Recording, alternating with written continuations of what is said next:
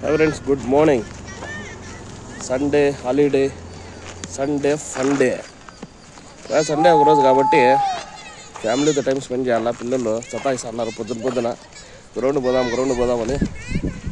So పొద్దున పిల్లల్ని తీసుకొచ్చి గ్రౌండ్కి వచ్చేసినాను అనమాట.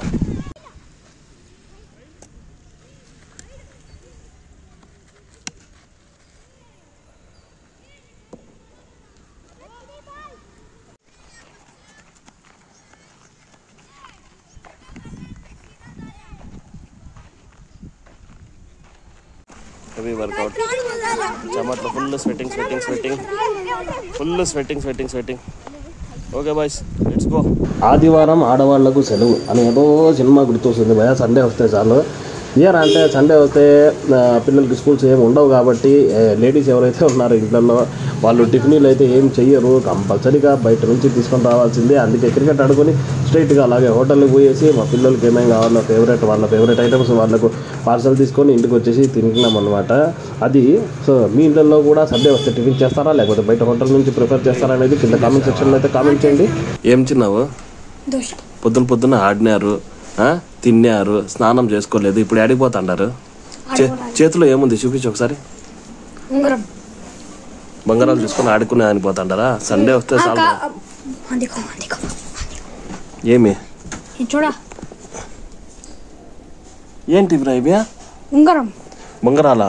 ఎందుకు అన్ని పెట్టినావే? ఏం కంపెనీ పెడతాండావా ఎట్లా? దాని తర్వాత ప్రోగ్రామ్ వచ్చేసి చికెన్.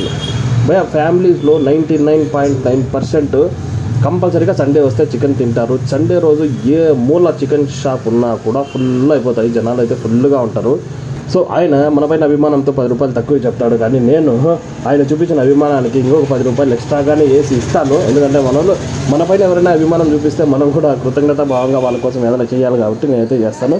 భయ్యా ఇది వీడేంట్రా సండే హాలిడే జాలీడే అన్నాడు, ఫన్ డే అన్నాడు, వీడికి వచ్చి షాప్లో కూర్చున్నాడు అనుకుంటున్నారా? ఏం చేద్దాం బ్రదరు, నేను కూడా ఈరోజు ఫుల్గా ఎంజాయ్ చేద్దాం అనుకున్నా. బట్ మన కస్టమర్స్ అయితే కొంతమంది ఫోన్ చేసినారు, కొంచెం అర్జెంట్ వర్క్ ఉందని చెప్పేసి.